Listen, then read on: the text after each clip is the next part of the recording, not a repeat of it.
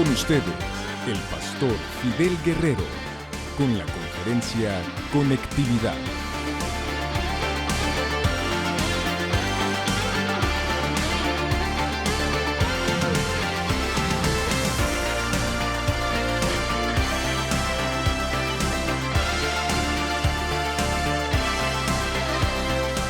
Muy buenos días, mis queridos hermanos. Qué bueno estar con ustedes una vez más. Me han pedido que hable acerca de Daniel trabajando en equipo. Pero antes de comenzar, tengo que confesarles algo. Cuando mi copastor Mandy comenzó a hablar, pensé que me habían robado el mensaje. Después comienza Sergio, otro gran amigo mío, y dije, oye, pero este tipo miró la computadora lo que yo estaba diciendo. Y después Edwin. Pensé que Edwin cogió alguna de las cosas que yo iba a decir porque miró lo que yo iba a decir. Pero después me acordé, y lo que los salva a ellos, que no me robaron el mensaje, fue que Nelson dijo la primera vez, la primera noche, que ustedes iban a escucharnos a nosotros repetirnos mucho. ¿Se acuerdan de eso? Y eso es lo que está pasando. Y Pablo le dijo a los filipenses en el capítulo 3, versículo 1, que se iba a repetir y que iba a ser para el provecho de ellos. Así que toda esta repetición, mis hermanos, va a ser para provecho de ustedes y para que nosotros nos podamos ir de aquí, no pensando más en todos estos puntos que hemos estado hablando. Aunque yo pienso que voy a poner mis puntos un poquito diferentes, ya que muchas de las cosas son parecidas. Esto de Daniel y sus tres amigos, se estima que Daniel tenía aproximadamente 15, 16 años. Quizá lo más viejo que lo ponen es a la edad de 17 años. Esto tiene que ver porque Daniel vive en Babilonia por 70 años. O sea, que al fin de él, cuando está sirviendo a ese cuarto rey, ya tiene aproximadamente entre 85 y 87 años. Y no, es algo muy, muy interesante. Él vivía en Jerusalén con su familia, donde él aprendió la palabra de Dios. No, él no llegó a Babilonia sin saber nada. Él ya había sido educado con los libros de Moisés y las enseñanzas de los profetas. Y como ustedes saben, se lo llevaron a Babilonia. Babilonia estaba en lo que hoy en día le llamamos al país de Irak. Y han oído la capital, que es Bagdad. 50 millas al sur de la capital de Bagdad está Babilonia. Esto fue real, esto fue algo que de verdad pasó. Yo quisiera comenzar leyendo en Daniel capítulo 1. Si tienes una Biblia la puedes encender en Daniel capítulo 1 y vamos a leer del versículo 3 al 7. Pero primero quiero orar. Y si tú has llegado aquí hoy con alguna situación, un problema, algo que te está robando el tiempo y te enfocas en eso, te quiero pedir que te unas a mi oración. Y que puedas decir por los próximos 30 minutos, yo quiero concentrarme en lo que Dios tiene que decir para mí. Y que lleve eso al 10 veces más de lo que tú has llegado aquí a entender en el día de hoy. Yo creo que Dios puede hacer eso, multiplicar eso a algo más grande. Así que vamos a orar y pedirle a Dios que sea Él quien esté hablando aquí en esta mañana. Padre, venimos a ti hoy a rogarte a ti, Señor, de que tú abras nuestra mente, que tú toques nuestros corazones, que nosotros podamos entender lo que ha pasado aquí y cómo nosotros podemos trabajar en equipo. Te pido, Señor, que hables por mí también, que no sea yo, que sea tu Espíritu, que sean tus palabras corriendo y tocando la mente y los corazones de todos los que están presentes, que salgamos diferentes. Queremos ver, Señor, que esto corra entre nosotros. Te pido eso en el nombre de Jesús. Amén. Daniel capítulo 1, versículo 13 en adelante dice así: además, el rey Nabucodonosor dio órdenes a Aspenaz, jefe de sus eunucos, de que se llevaran algunos israelitas pertenecientes a la familia real. Debían ser jóvenes bien parecidos. Increíble, bien parecidos, good looking, tenían que lucir chévere, bien parecidos y sin defectos físicos, capacitados en todo conocimiento, inteligentes y capaces de aprender y con las cualidades suficientes para estar en el palacio del rey. A estos apenas debía enseñarles las escrituras y la lengua de los caldeos, esto es de Babilonia, la lengua, el idioma de ellos. Para su alimentación diaria, el rey señaló provisiones de su propia comida y de su propio vino. Su educación duraría 3 años, al cabo de los cuales serían presentados ante el rey. Entre estos jóvenes se hallaban Daniel, Ananías, Misael y Azarías, que eran de la tribu de Judá. Pero el jefe de los eunucos les cambió los nombres. A Daniel le llamó Beltasar, a Ananías Sadrac, a Misael Mesac y a Azarías Abednego. Mis hermanos, lo que está pasando aquí es algo que se ha repetido antes, y es que la meta con estos 4 jóvenes es cambiarle su identidad, cambiarle la manera en que ellos pensaban, cambiarle la manera en cómo ellos crecieron a la manera de Babilonia, a un Dios completamente diferente al Dios en el cual sus padres los habían enseñado, el Dios creador del cielo, de la tierra y de los mares y de todo lo que se encuentra en ellos. Ese era el plan, cambiarle su identidad. Por 3 años fueron a la Universidad de Babilonia, donde fueron indoctrinados a cambiarle su mente y especialmente a cambiarle su Dios. Cambiaron sus nombres. Edwin nos habló de esto, de nombres que eran hebreos con un significado de Dios a un nombre de los babilónicos. Y cada uno de esos nombres pertenecía a uno de los diferentes dioses. Podía ser el dios del sol, de la luna, de una tierra fértil. Ellos tenían muchos dioses. Aprender un nuevo idioma. Ya no iban a hablar más en hebreo, iban a hablar este nuevo idioma.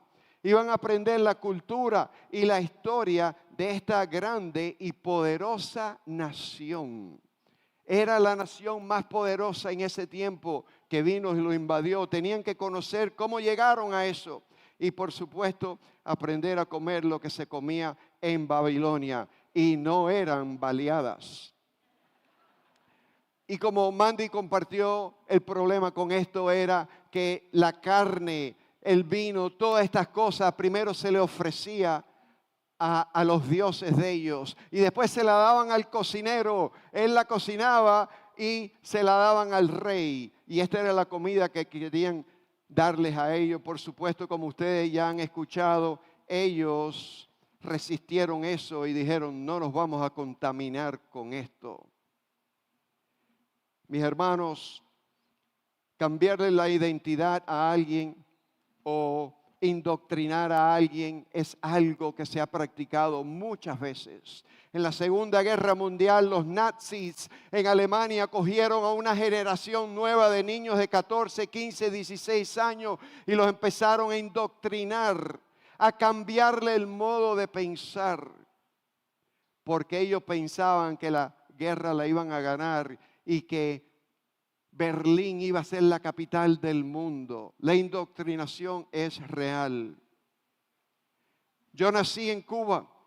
A la edad de 11 años, mis padres me sacaron de la isla porque una de las razones, aparte que le habían quitado sus negocios, era que a los 15 años a los varones los sacaban y los separaban de sus padres para indoctrinarlos con esta nueva movida, con este nuevo sistema que había en nuestro país. Mi padre dijo, vámonos a Miami en el año 1962. Yo tenía 11 años y él decía, esto no va a durar, esto va a caer, es un desastre. vámonos a Miami por 3 meses de vacaciones y regresamos enseguida. Mis hermanos, llevamos 62 años en Estados Unidos de vacaciones. Y las cosas no han cambiado. Personas, líderes, sistemas, sí utilizan la indoctrinación. Pero estos 4 jóvenes estaban decididos a que ellos no iban a dejar el verdadero Dios. Y que nadie le iba a cambiar ciertas cosas. Sí, estaban ok. ¿Me quieres llamar otro nombre? No hay problema. ¿Me quieres enseñar otro idioma? Ok. ¿Me quieres enseñar tu historia? Ok. Pero cualquier otra cosa que rompa la línea roja que ellos habían hecho acerca de romper un mandamiento de Dios, nananina, eso no lo vamos a hacer. ¿Por qué te digo esto? Porque nosotros vivimos en un sistema donde hay un Dios que quiere cambiar tu identidad. Y ese Dios que la Biblia le llama, estamos hablando del diablo, de Satanás, está en contra de todo lo que el verdadero Dios enseña. Y Él quiere que tu identidad sea cambiada. Pero tu identidad como cristiano es que tú eres hijo de Dios.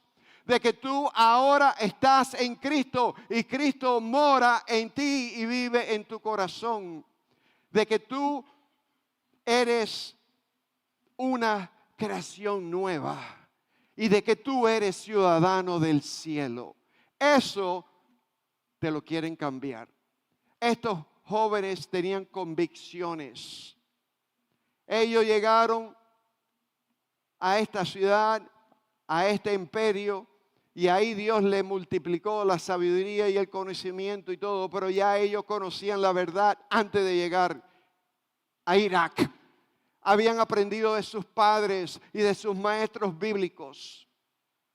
Y yo quiero hablarte en el día de hoy, te quiero dar 3 tips para trabajar en equipo y no perder tu identidad en Cristo. Mis hermanos, créanme, el sistema en que vivimos en Honduras, en todo Centroamérica, en Estados Unidos, está luchando en contra de esas 4 cosas que yo te dije a ti acerca de nuestra identidad. Este mundo nos quiere pasar los valores de Él, pero esos valores son contrarios al Dios que te creó a ti, el Dios que creó el cielo y la tierra.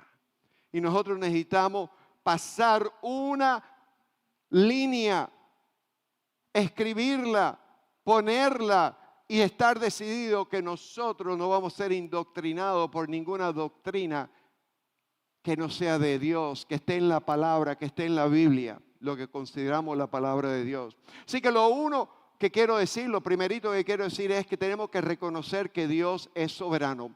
Por muy mala que la cosa se ponga, por muy oscura que la cosa se ponga, como dirían nuestros hermanos los dominicanos, la cosa está peluda. Mis hermanos, no importa, Dios es soberano. Eso significa que Dios no ha perdido el control, aun si las cosas se ponen peor. Y para estos 4 jóvenes la cosa se puso muy mala. En 3 ocasiones por poco pierden sus vidas. Pero tú sabes qué, aun si perdían sus vidas, ellos iban a seguir al Señor que le había dado una promesa. Y nosotros necesitamos estar alertas, vivir sabiendo que tenemos un Dios soberano que permite ciertas cosas. Y voy a leer la primera que quizás te va a abrir los ojos más y tú vas a decir, pero Fidel, ¿cómo es eso? Hay cosas que yo tampoco entiendo, pero Dios trabaja en muchas maneras. El primer ejemplo que te quiero dar es, el Señor es quien le da la victoria al rey de Babilonia. Y quizás pasamos por esto muy rápido, pero si leemos el versículo 2, Daniel 1:2, dice, y el Señor permitió que el rey Joacim cayera en manos de Nabucodonosor. Es el enemigo, él es el que está atacando. ¿Por qué Dios hace esto? Esto era disciplina para un pueblo que se había convertido incrédulo, un pueblo que tenía ídolos. Es más, Esto fue hasta profetizado por el profeta Jeremías en el capítulo 25. Si no has leído tu Biblia hoy, léetela y vas a ver que habla y dice que esta gente en Jerusalén un día iban a ser llevados hacia el norte, a Babilonia, y que iban a tener que vivir allá 70 años. Dios utiliza a reyes buenos y a reyes malos. En este caso, estábamos leyendo en el capítulo 2 de Daniel con Sergio los otros días, y dice Daniel diciéndoles a sus amigos de que Dios pone a reyes y quita a reyes. ¿Entiendes eso? Es Dios quien está moviendo las fichas para que se haga su voluntad. Ve, el Señor toca el corazón del jefe de los eunucos, el que iba a ser el maestro de ellos por 3 años, Daniel 1:9, y dice, y Dios hizo que Daniel se ganara la simpatía y buena voluntad del jefe de los eunucos. Dios no solamente estaba trabajando con estos 4 jóvenes, pero con ese maestrico en esa universidad que recibiera bien a estos 4 jóvenes. Dios hace cosas así. Dios pone a reyes y quita a reyes. Y nosotros necesitamos ser animados con estas palabras. Cuando las cosas se ponen oscuras, cuando las cosas se nos ponen mal en nuestro país, en nuestro gobierno, en nuestra escuela, en nuestra universidad, en nuestro trabajo, nosotros debemos recordar que Dios tiene un llamado y que Dios tiene un plan. Él no tiene plan B, Él tiene plan A, y lo que Él desea se va a cumplir, mis hermanos. Eso es lo que significa que Él es soberano, y tú y yo necesitamos confiar en Él en estos momentos difíciles. Quiero darte un par de ejemplos. Cuando mi familia yo y mi familia, que nos mudamos junto con Mandy y muchos otros hermanos, y nos mudamos de la ciudad de Miami a la ciudad de Atlanta, yo de verdad había estado en la iglesia que nos llamó, que nos dijo que podíamos ir.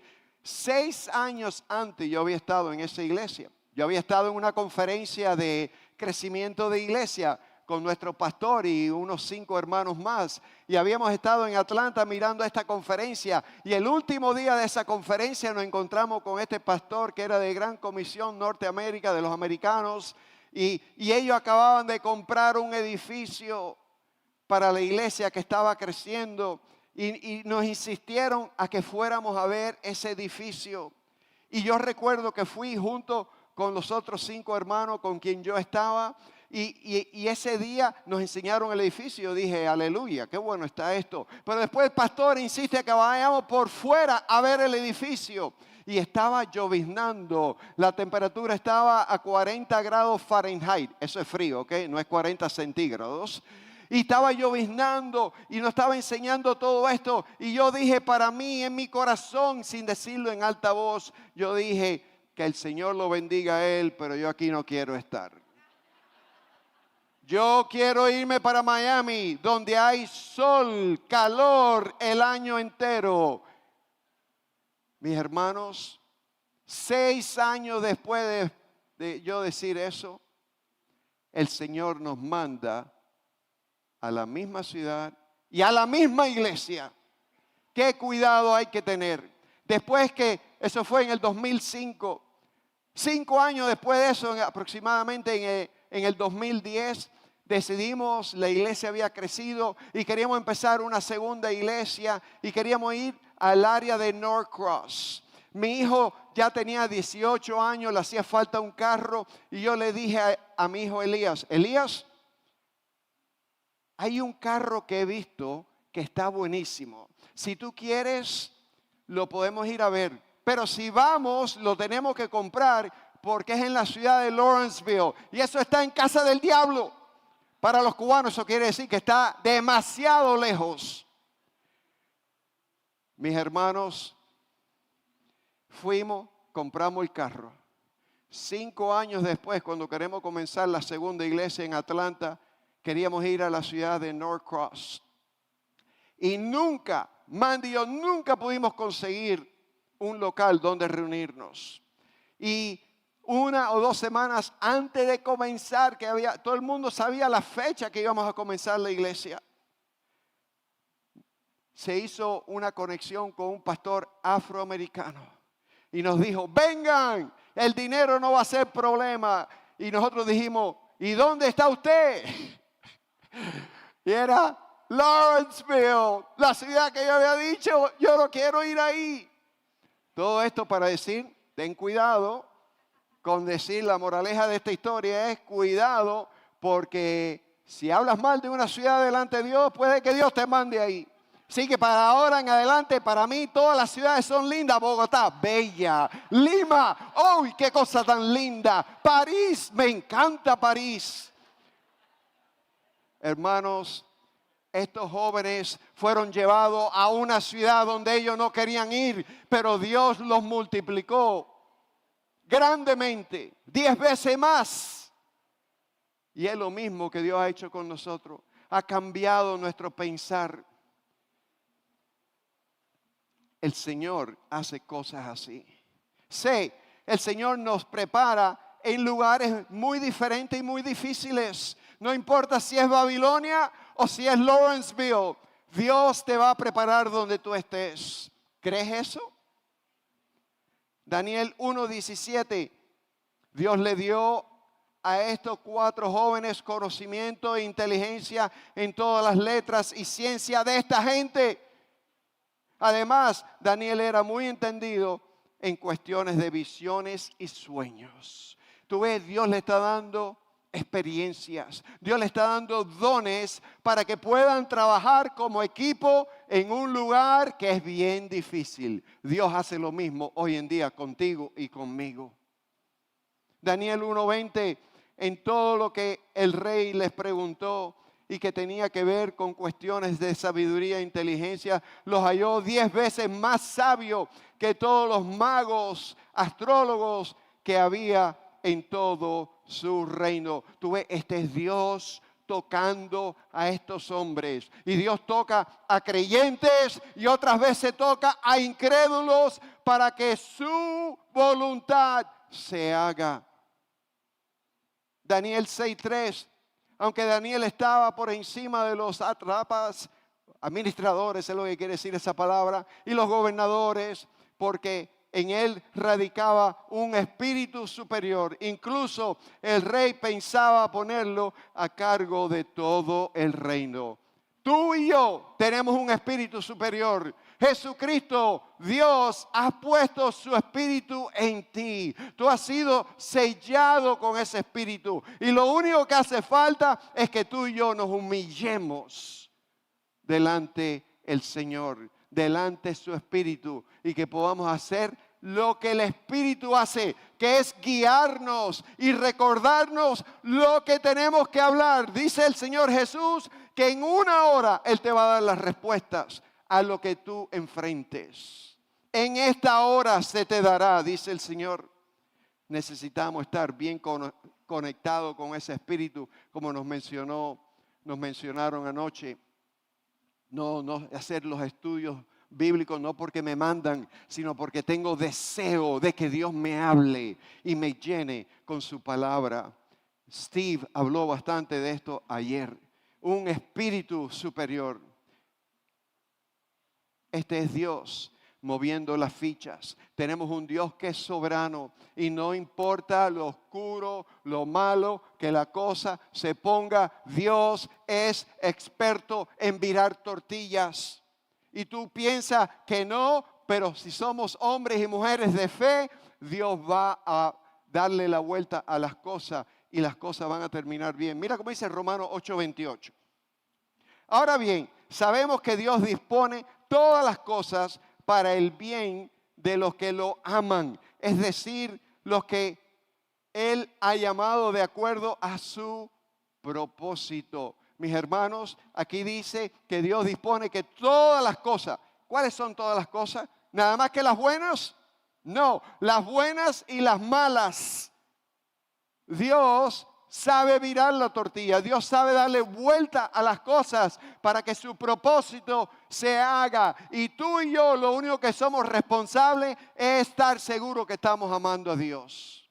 Eso es lo que dice el versículo. Es decir, que los que lo aman, para que el bien de los que lo aman, es decir, de los que Él ha llamado de acuerdo a su propósito. Dios tiene un propósito. Dios tenía un propósito con esos 4 jóvenes, ¿sí o no? ¿Qué tú crees? Yo diría que sí. Y los usó y le dio dones, le dio sabiduría, le dio inteligencia en donde ellos se encontraban. No te olvides de Romanos 8:28. Gran versículo. Dios sabe usar todas estas cosas que nos pasan a nosotros en lugares difíciles, sitios lejos. Lo segundo que tenemos que aprender a hacer para trabajar en equipo es obedezco a Dios por encima del sistema. ¿Qué sistema? El de indoctrinación, el sistema que esté en cargo, el que quiera dirigir tu vida. Esto es importantísimo, que cuando vengan esas tentaciones a nuestras vidas, cuando nos empiecen a decir cosas que tenemos que hacer, que tú y yo podamos hacer lo que Dios desea, lo que es correcto. Daniel 1:8 en la Nueva Traducción Viviente dice así: sin embargo, Daniel estaba decidido a no contaminarse con la comida, el vino dado por el rey. ¿Por qué? Ya dije esto en un principio.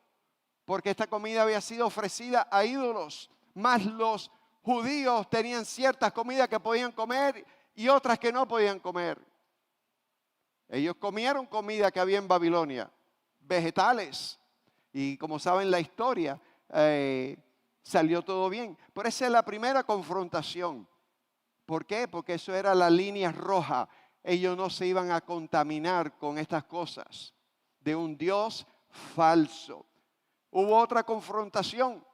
Confrontación número 2 fue con los jóvenes. Los 3 jóvenes que le pidieron que se arrodillaran ante la estatua de oro y que la adoraran. ¿Y cómo responden ellos al rey? Los 3 jóvenes contestan así: Su Majestad, están hablándole al rey, va a ver que nuestro Dios, este es el Dios creador del cielo y de la tierra y creador de cada uno de nosotros. Va a ver que nuestro Dios, a quien nosotros servimos, puede librarnos de ese ardiente horno de fuego y también puede librarnos del poder de su majestad. Wow, eso es una palabra fuerte, pero le están hablando la verdad. Versículo 18, pero aún si no lo hiciera, sepa majestad que no serviremos a sus dioses, ni tampoco adoraremos la estatua que ha mandado a erigir, que ha levantado. Eso es 3 personas valientes que dicen: no, eso yo no lo voy a hacer. Esa decisión hay que hacerla ya desde ahora, que nosotros podamos decir: yo podré vivir entre personas incrédulas, yo podré estar en lugares difíciles, pero yo no voy a hacer nada en contra de lo que mi Dios me manda a mí que yo haga, porque si hago eso no voy a recibir bendiciones de Dios, mis oraciones no van a ser contestadas. El apóstol Juan dice: y nosotros recibimos respuesta a nuestras oraciones porque le agradamos y obedecemos lo que Él dice.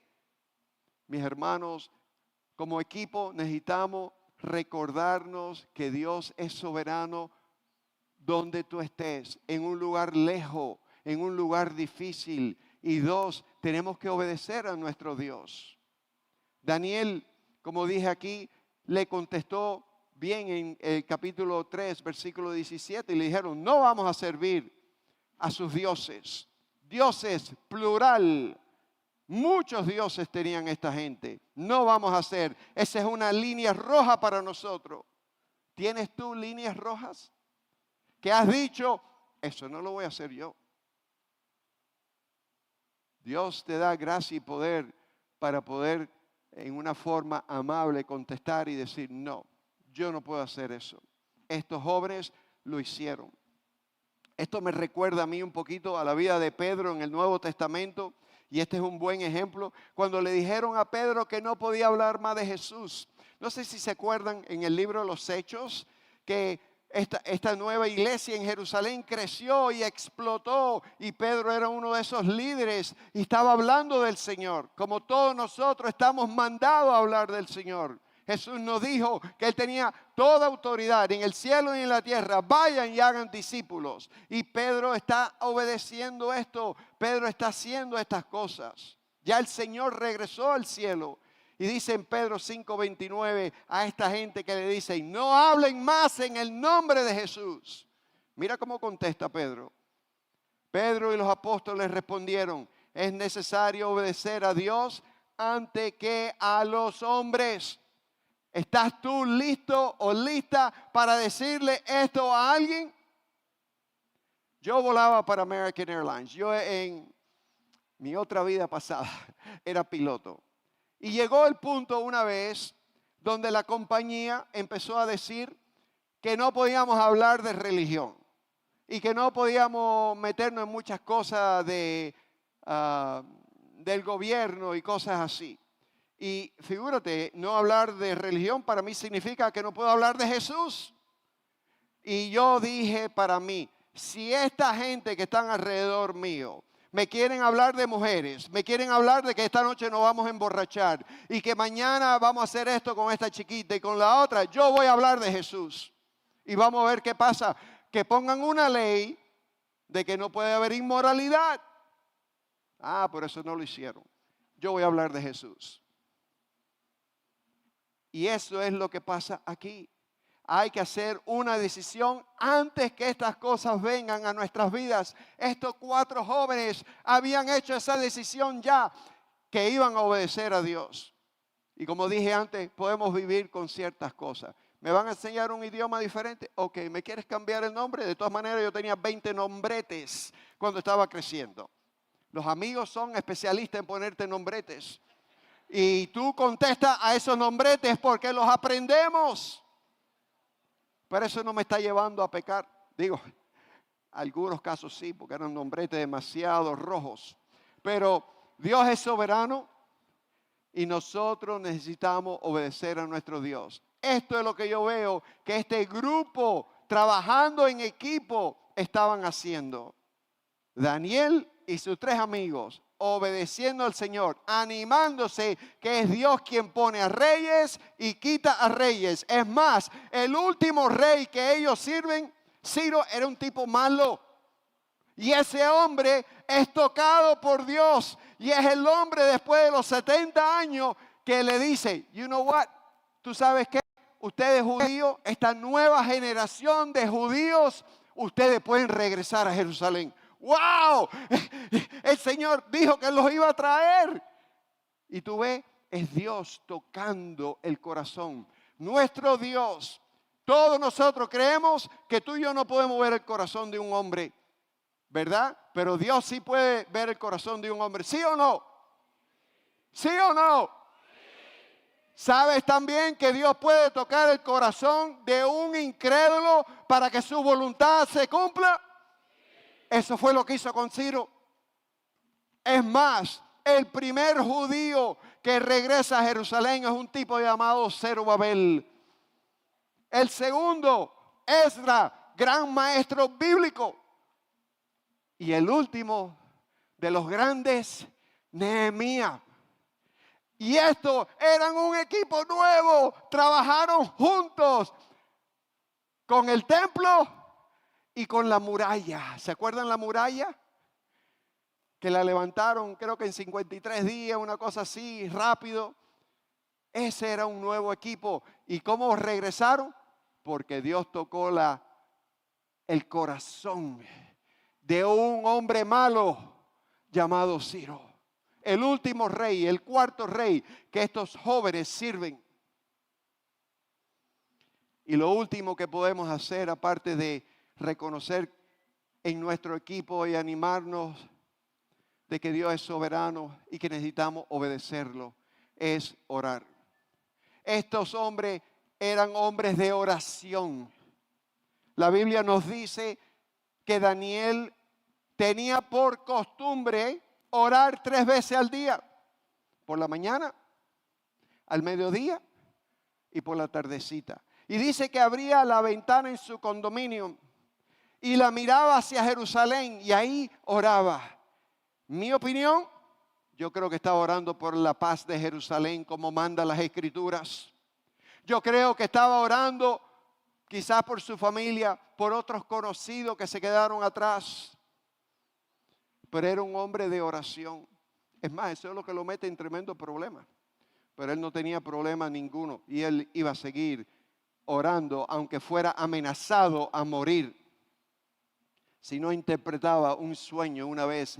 En Daniel 2, versículos 17 y 18 dice así: después Daniel se fue a su casa. Esto es después que le dicen lo del sueño y que tiene que interpretarlo y que él no sabe porque Dios no le ha dado la respuesta todavía. Y dice, después Daniel se fue a su casa y informó a sus compañeros Hananías, Misael, Azarías lo que estaba pasando, a fin de que ellos le pidieran al Dios del cielo que se mostrara misericordioso en relación con este misterio, para que Daniel y sus compañeros no murieran junto con los otros sabios de Babilonia.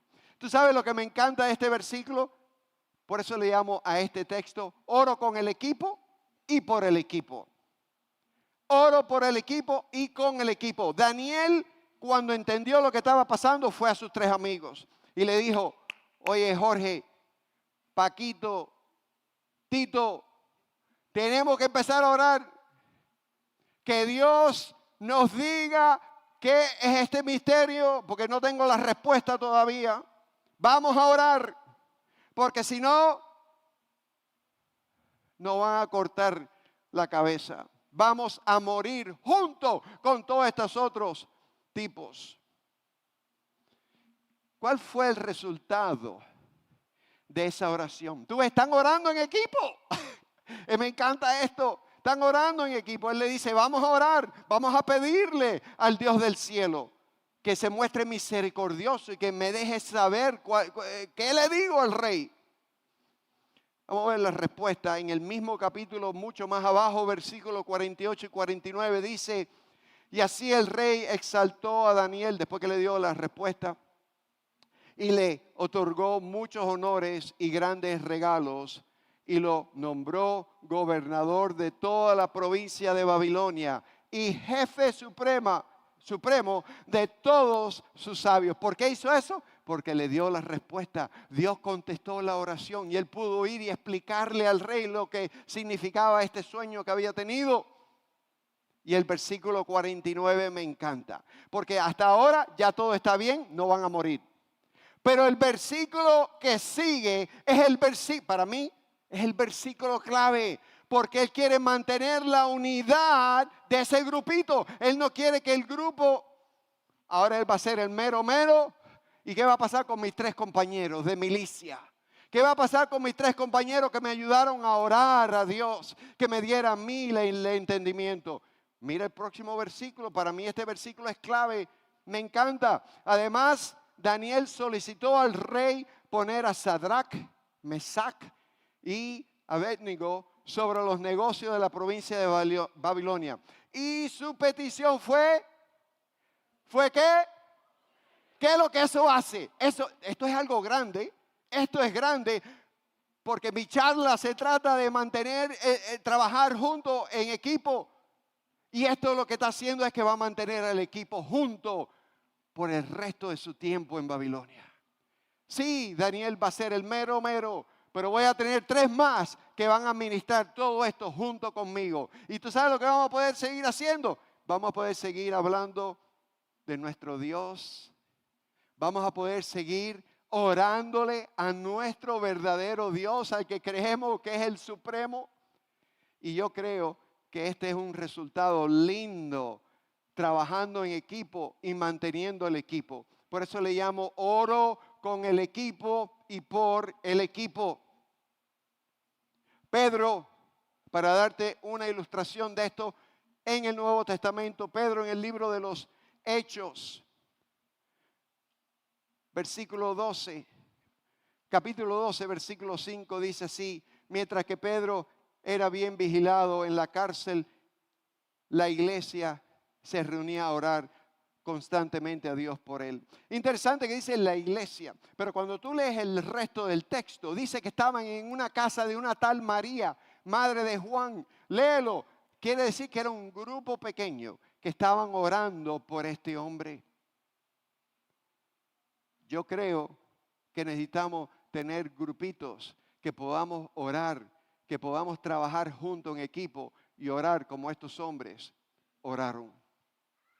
Hace poco una señora vino a nuestra iglesia y me dice: Fidel, yo he estado enferma por 4 semanas y nadie de esta iglesia ha orado por mí, nadie en esta iglesia me ha llamado. Y yo le pregunto: señora, ¿y a qué equipo usted pertenece? Y me dice: ¿qué es eso de equipo? Entonces se lo pongo más fácil: ¿a qué grupo de crecimiento usted va? Ah, no, yo no tengo grupo de crecimiento. Yo digo: señora, perdóneme, yo no soy adivino, yo no sé que usted estaba enferma, yo no tengo el don ese de saber lo que está pasando con cada miembro. Yo recomiendo que todos estemos unidos en un grupito donde podemos orar uno por otro, porque todos aquí todos tenemos necesidades. Y Dios quiere que trabajemos así. Termino con este pensamiento. En Daniel 7, versículos 13 y 14, lo pueden leer, hay un sueño, una visión que Daniel tiene.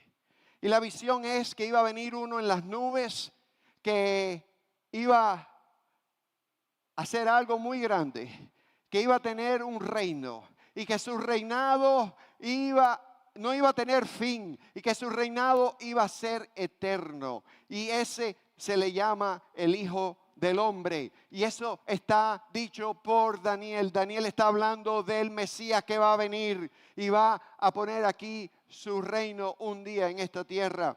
Y en Marcos capítulo 10, versículo 45, Jesucristo habla de esto. Es más, 80 veces en el Nuevo Testamento y en los Evangelios sale la frase el Hijo del Hombre, y siempre tiene que ver con Jesucristo.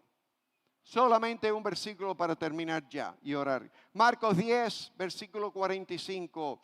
Porque ni siquiera el Hijo del Hombre vino para ser servido, sino para servir y para dar su vida en rescate por muchos. Ese es Jesucristo. Y un día como hoy, Él entrega su vida. Un viernes, Él entrega su vida para que tú y yo podamos tener una vida nueva.